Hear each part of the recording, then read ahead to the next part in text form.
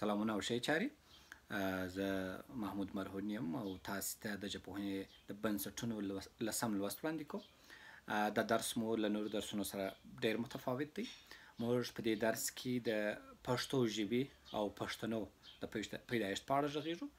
د ژبې او ادبیاتو د پوهنځي د یو محصل، د ژبې او ادبیاتو د یو علاقمند او د یو پښتون په حیث تاسو ته لازمي ده چې په دې باندې پوه شئ چې پښتو ژبه له کومه سوې ده، پښتانه له کومه راغلي دي او پښتانه چیرې اوسېدل. تر ډېره ځایه پورې د اقوامو او د نړۍ لومړني وختونه په تیارو کې پټ دي، ځکه په هغه وختونو کې نه لیکنې موجودې وې، نه اثار وه او نه موضوعات وه، نو په دې اساس دغه ټوله تاریخ د پیل مراحل دا په تیارو کې دي. مګر د روایتونو پر اساس او حالاتو ته په کتو او د جغرافیو په مطالعه سره سړی دې نتیجو ته رسیږي چې کوم قوم له کومه ځایه راشروع، چیرې تللی او چیرې دی. پښتانه د ډیرو تحقیقاتو، څیړنو او پلټنو وروسته د شرقي، غربي او د نړۍ د ډیرو زیاتو توکه پیژندونکو په حواله او څیړنه باندې هغه لرغوني اریایي اقوام دي چې له میلاده څخه نږدې 4000 یا 15000 کاله مخکې د اوسني افغانستان جغرافیې ته راغلي دي او دلته یې لومړی تمدن ایجاد کړی دی او له دغه تمدنه څخه بیا وروسته دوه نور تمدنونه جلا سوي دي او دغه تمدنونه یو په بل پسې دوام کړی دی تر څو دغه اریایي اقوام یې په پایله کې ویشل سوي. کله چې د اریایي اقوامو په اړه بحث کیږي، دوه تر ټولو جدي موضوعات موجود دي. یو دا دی چې ویل کیږي چې د اریایانو جغرافیه، د اریایانو سیمه دا د مدیترانې بهیر یا د تورې بهیرې په غاړه وه. بل روایات دا دي چې د قفقاز د غرونو په سلسلو کې اوسېدله، چې دا دواړه تقریبا یو له بل سره نږدې مځکې دي او یوه سیمه ده. په دې اړه ډیرو ختیځ پیژندونکو، ډیرو مورخینو او ډیرو توکم پیژندونکو بېلابېل نظریات وړاندې کړي دي. ولې تر ډیره ځایه پورې د ټولو هغه ګډه نظریه، ګډه مفکوره د یوې خبرې ته راګرځي چې پښتانه اریایان دي او په لرغوني اریانا کې دوی ژوند کوي. د اریایانو د لومړي ټاټوبي په اړه ویل کیږي چې د دوی مځکه اریانا ورشه یا اریانا ورته یادېدله او دوی هلته ژوند کوي او هلته اوسېدله، چې دا به په اغلب ګمان د تورې بهیرې پر غاړه باندې وه. د هغه ځای څخه نږدې له میلاده 6000 کاله د مخه لومړۍ ډله یې د اوسنۍ اروپا په لور تللي دي، چې هغه اوسني جرمن قوم یا د جرمنیان هغه اریان دي چې دغه 6000 قبل المیلاد دوی تللي دي. له هغه څخه وروسته 4000 قبل المیلاد یا 4400 قبل المیلاد یو بله ډله راجلا سوي دي او د هندوکش د غرو پر باندې راغلي دي او د هندوکش د غرو راکښته سوي دي او دلته یې د بلهیکا یا د بلخ تمدن ایجاد کړی دی، چې په اوسنۍ نړۍ کې دغه ویش چې د اریانا په اړه موجود دی، بلخ یا بلهیکا چې د اریایانو لومړی د تمدن بلل کیږي، دلته دوی میشته سوي دي او دلته یې ژوند کوه. د ګوست او لبون په ادعا باندې چې د دغه ځای کې اریایانو یوه مشترکه ژبه درلودله او دغه مشترکه ژبه اریک نومېدله او دوی کرار د ډېرېدو په حالت کې وه او دغه د دوی نفوذي تراکم او د نفوذ ډېروالی بالاخره 2200 یا 2000 قبل المیلاد دوی سفرونه پیل کړي دي، چې لومړی سفر یې د جنوب پر لور کړی دی او د هند د مځکې توران یې د هغه سیمې څخه تښتولي دي او هلته دوی ویدي تمدن رامنځته کړی دی، چې په مرور سره د زمان دوی هلته ویدا کتاب چې د سانسکریت ژبه باندې لیکل سوی دی، د دوی مذهبي کتاب دی، هغه رامنځته سوی دی. د دغه تمدن مذهب او دین همدغه ویدي ده او کتاب یې په سانسکریت ژبه کتاب یې ویدي دی او دغه یې ژبه یې د دغه تمدن هغه سانسکریت سوې ده. بل ډله خلک له شمالي خوا تللي او د ایران مځکو ته رسېدلي او هلته یې د ماد د تمدن په نامه یو تمدن رامنځته کړی دی. دغه مادیانو هم خپل ځان ته آیین رامنځته کړی دی چې اوستا کتاب په لیکل سوی دی او اوستا یې ژبه وه. تاسې به ګاتونه لیدلي چې دلته یې زما سره مکمل سیټ پروت دی. دغه درې سیمې مرکزي اریانا، جنوبي اریانا او شمالي اریانا دا هغه مرکزي سیمې دي چې په دغه غټه د اریانا په جغرافیه کې موجود وو. په دغه ځای کې یو شي ته باید تاسې متوجه یاست چې هغه د اوسني ایران مسئله ده چې په انګلیسي کې اکثرا دا هندو ایرانین لنګویج بلل کېږي یا دغه سیمه د ایران په نامه یادېدل. ایران اصلا د اریانا مغیره حالت دی. ایران دغه اوسنی نوم په 1414 هجري قمري کال کې د رضا شاه پهلوي په زمانه کې اخیستی دی چې یونسکو هم اعتراضات درلودل او ویې نه مانه، مګر دوی د فارس څخه په ایران بدل کړي. اوس چې کومې ادعاوې دی د اریانا زمین یا د اریانا مځکې پر قهرمانانو لري، هغه د دغه غټې جغرافیې پر اساس دی. ولې علمي تحلیلات دوی نه دي ورته وړاندې کړي. هغه خلک چې په مرکزي اریانا کې دوی ژوند کوي، په هغو کې تر ټولو غټ قوم یې چې تر اوسه ژوندی پاته دی هغه پښتانه وه. د پښتنو د دغه خبرې د ثبوت او ادعا لپاره ډېر زیات دلایل موجود دي. یو له هغه دلایلو څخه د اریایي اقوامو فرهنګ، دود او رواج دی چې تر اوسه په پښتنو کې په همهغه حالتونو باندې پاته دی. که چیرې تاسې د ایران ځینې تمدن فرهنګونه او د هند ډېر فرهنګونه وګورئ له پښتنو سره ورته دي. یا مثلا تاسې وګورئ چې د دوی ژبې سره ورته والي د دې څرګندوي کوي د اوازي جوړښت، د ګرامري جوړښت او د ټولو اړخه څخه. ګوستاو لبون ادعا لري چې اریک ژبه د اریایي ژبو مور وه. پښتو، اوستا او سانسکریت دا خوندې ژبې دي د دغه څخه راوتلي دي، د اریک ژبې څخه.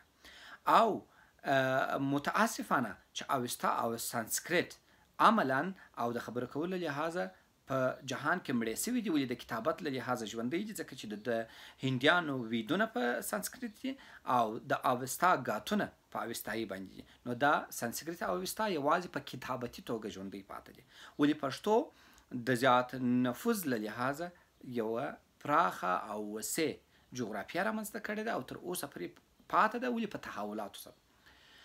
له سانسکریت څخه وروسته نورې ژبې بېلې سوي دي چې سندي وو، هندي وو، پنجابي وو، دا ټولې ژبې د سانسکریت څخه راوتلې دي. او د اوستا څخه خور د اوستا راوتلې ده، دغسې دا ژبې ځینې راوتلې دي او بالاخره اوسنۍ فارسي رامنځته سوې ده چې هغه خپل مراحل لري چې دلته زه نه غواړم بحث پر وکړم. پښتو ژبې هم تحولات درلودلې دي، ولې د دوی د ګڼ او یو ځای اوسېدو له امله دوی دا ژبه ډېره نه د لاسه ورکړې ده او نه هم هغه حالتونه چې مذکر او مؤنث دي، جمع او مفرد دي، هغه اوس هم په سانسکریت کې همدغسې ژوندي دي لکه په پښتو کې چې ژوندي دي. په همدې توګه دري هم یا فارسي هم په پخوا وختونو کې چې دغه څخه راوتلې او مؤنث مذکر درلودل، ولې په مرور سره د زمان دا اوښتونه راغلي. دلته یو سوال ډېر خلک مطرح کوي چې ولې د پښتو اثار نسته او د سانسکریت او د اوستا اثار پاته دي. سانسکریت او اوستا دواړه د سوق الجوشي موقعیت څخه وتلي دي. دوی جنوبي او شمالي اریایان په همدې خاطر جنوب او شمال ته ولاړل چې همیشه د دغه تاختونو او د دغه لارو څخه چې دا مرکزي اریانا د ابرقدرتونو د تېرېدلو راتېرېدلو لار وه، دوی تښتېدلي دي. نو په دې اساس دلته چې کوم اثار رامنځته سوي دي، نو په دا لاره کې چې به هر څوک راتلل او تهجمات یې راوړل، دغه کتابونه او اثار یې د منځه وړل او په هغه وختونو کې اثار لیکل کېدل نه، چاپېدل نه، بلکې په قلم لیکل کېدل. نو یو دانه به و، هغه به د منځه ولاړی. او بله مهمه خبره دا ده چې هغه اثار چې د دري او د سانسکریت د پاتې شویو ژبو اثار دي، هغه په افغانستان کې نه دي محفوظ سوي یا په افغانستان کې نه دي رامنځته سوي. دغه د دري ژبې یا د فارسي ژبې کوم اثار چې دي، دا خو په ایران، تاجکستان، په هغه سیمو کې محفوظ سوي دي چې هغه هلته موجود وه. او بله خبره دا ده چې فارسي ژبه د خپل اسانوالي په خاطر د ډېرو ولسونو استفاده کول چې خپل په منځ افهام و تفهیم وسیله کوي چې انګلیسي ده. نو په دې اساس د فارسي اثار زیات پاتې سوي دي. تر ټولو اهمه مسله دا ده چې سوق الجیشي موقعیت په افغانستان کې یوازې د پښتو اثار له منځه نه دي وړي. ازبکي ژبه د ترک تبارو ژبو مور بلل کېږي، مګر د ازبکي ژبې هیڅ اثار نه دي پاته، ځکه چې دا اکثره په تاخت و تاز کې وه. که څه هم چې دوی امپراتوري درلودل، تیمور لنګ یا ګوډ تیمور چې په تاریخ کې مشهوره دی او موږ یې د تیمور په نامه امیر تیمور په نامه پیژنو، د اولادونه شاعر میرزا او څلور ته د ادیبان خلک وه، ولې د ازبکي هیڅ اثر تاسې نه وینئ، ولې د دوی په دربار کې په فارسي اثار لیکل شوي دي. نو دغه د سوق الجیش موقعیت له لحاظ د پښتو اثار له منځه تللي دي. د پښتو ژبې منشا په عمومي توګه د تاریخي تحولاتو او د ټولو په نظر کې نیولو سره له د اریایي ژبو څخه چې اریکې مور ده راوځي. د زموږ د خبرې د اثبات او د دلیل دپاره موږ آثارو ته مراجعه کوو. دوه تر ټولې لرغونې اریایي آثار چې ویدا او اوستا دي، په هغو کې د پښتنو یادونه د پکهت او د پښتون یا د پښتویس په نامه باندې موجود دي. تاسې که چیرې د اوستا یا د ویدا سرودونه او د اوستا ګاتونه مطالعه کوي، په هغو کې تاسې د پکتها او د پښتون یا د پښتون دغه مسائل تاسې هلته لیدلی شي. یو سوال چې دلته مطرح کیږي چې پښتون څنګه پښتون سوی دی، د تاریخي لحاظه د نومونو ابدال یا اوښتل دا یو ډېره معموله مسله ده. تاسې متوجه یاست چې کندوز، قندوز، کهنداج، کندوز دا د یوه سیمې بېلامول نومونه دي چې په اوښتي دي، یا کاپورا، کاپل، کابورا، کابل او اوسنی اوس یې کابل او مخکې یې کابل، دا د یوې سیمې د اوښتلو نومونه دي.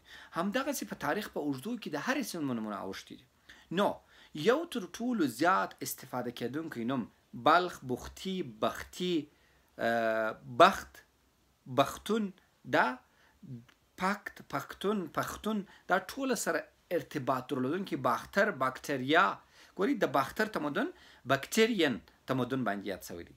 دغه د باختر تمدن چې موږ د بلخ تمدن بولو، دا ټوله یو د بل سره ارتباط درلودونکي کلمې دي چې د اوازونو په تغییر سره بدل شوي دي. اوس هم تاسې وګورئ په انګلیسي کې د پښتون نوم په پکتون لیکل کیږي چې د پښتون دغه حالت دی. اوس هم په پښتو ژبه کې موږ پښتون لرو، پښتون لرو او پښتون لرو. دا هغه څو حالت دي چې یو اسم یې درلودلی شي. نو په دې اساس بخدي، بلخ، باختر، پکت، پکتحت، بختون، پښتون، بخت، بختون نصر، دا ټوله سره تړلي الفاظ دي چې د پښتنو د هویت تثبیت کوي. د کاغذي او د علمي او اکاډمیک لحاظه په اوستا او سانسکریت ژبه کې، په ویدي سرودونو او د اوستا په ګاتونو کې موږ د پښتون نوم یا د پښتون نوم یا د پښتویس نوم وینو. تاسې چې کله ویدا خلاصه کوي، هلته د لسو ټبرونو جګړه وینئ. د لسو ټبرونو په جګړه کې د لسو اقوامو نومونه اخیستل کیږي چې اول نوم د پکته دی. نو کم قبایل چې په مرکزي اریانا کې اوسېدل، پښتون د هغه تر ټولو غټه قبیله وه. دا چې آثار یې نه دي پاته شوي، ما یې تاسو ته دلیل وویله چې دغه سوق الجیشي موقعیت و چې په پرله پسې توګه یې آثار له منځه تللي. که څه هم چې د افغانستان د 15,000 کلن تاریخ مبدا منډیګک یا منډسار دی، ولې بلخ او بختي تمدن یا دا د مرکزي اریانا د تمدن په اړه چې موږ بحث کوو، آثار او مواد موږ ته کم دلایل چې په لاس راکوي هغه یوازې روایتي او د نومونو تر حده دي.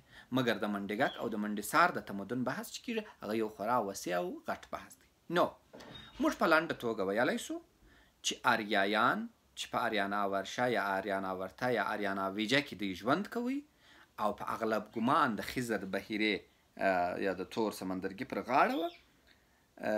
دوی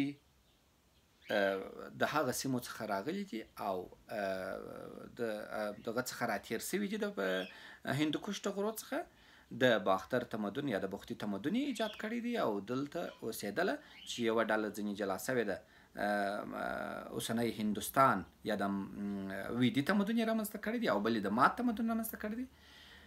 دلته یو سوال چې تاسو ته شاید ډېر مهم وي او ستاسو په ذهن کې راګرځي، هغه د پښتنو د بني اسرائیلیت مسله ده چې دا تر ډېره ځایه پرې یو سیاسي موضوع ده.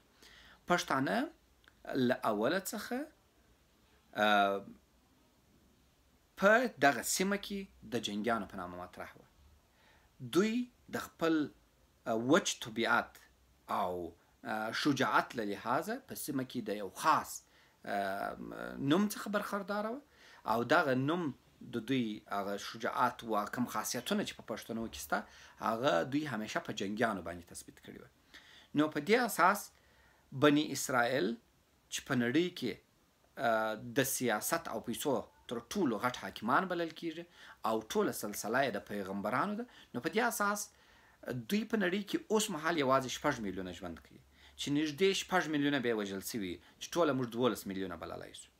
نو که چیرې د بني اسرائیلو دا ادعا څوک راواخلي او مقایسه یې کړي، قیاس یې کړي چې دوی وایي چې پښتانه زموږ د 12 ورک سوي ورور اولاده ده، نو څنګه کېدلی سي چې 11 ورونه په ټولو سره 6 میلیونه نفوس رامنځته کړي یا د دوی په اصطلاح 12 میلیونه نفوس رامنځته کړي او یو ورور دې په یوازې سر وکولای سي چې د 80 څخه تر 90 میلیونه نفوس پکې، چې دا د منطق د لحاظه، د انتروپولوژي د لحاظه، د هیڅ لحاظه د عقلانیت مسله نه ده. دوهم دا چې څنګه کېدلی سي یو ورور دونه لرې راځي او د ټولو شباهتونو سره چې دلته په د سیمه کې د نورو ورونو ملیتونو سره لري دلته میشت کیږي او دا جغرافیه نیسي، چې دا هم غیر منطقي ده. نو په دې اساس بني اسرائیلو دا ادعا د دې لپاره کول چې د دوی یو جنگي قوت پکار. مخکې ما یو مقدمه کېښوله چې پښتانه د خپل وقار او د جنګارتوب د لحاظه چې تر ډېره ځایه ښه نوم نه دی، ښه کار نه دی، ولې اوس دا دی دا د طبیعت یوه برخه ده. نو په دې اساس بني اسرائیلو په منځنۍ اسیا کې یو جنګي همکار ته اړتیا درلوده، نو ځکه دوی دا ادعا راپورته کړل چې پښتانه بني اسرائیل یو زموږ ورونه دي او تر اوسه پر دې ادعا باندې ولاړ دي او خلکو ته پیسې ورکوي چې د پښتنو بني اسرائیلیت ثابت کړي، چې دا یو نامعقوله او غیر عقلاني او غیر علمي خبره ده. د اوس دپاره ستاسې د لنډې بحث دپاره چې دونه دا بحث اوږد نه سي او ونه غمیږي، همدا 3 ټکي ستاسې په یاد دي. پښتانه پخواني اریایان دي چې د اریاناویجا څخه د هندوکش د لارو راغلي دي، په بلخ کې تمدن ایجاد کړی دی. بلخ، بخت، پخت، پښتون دا ټوله سره ورته اسمونه دي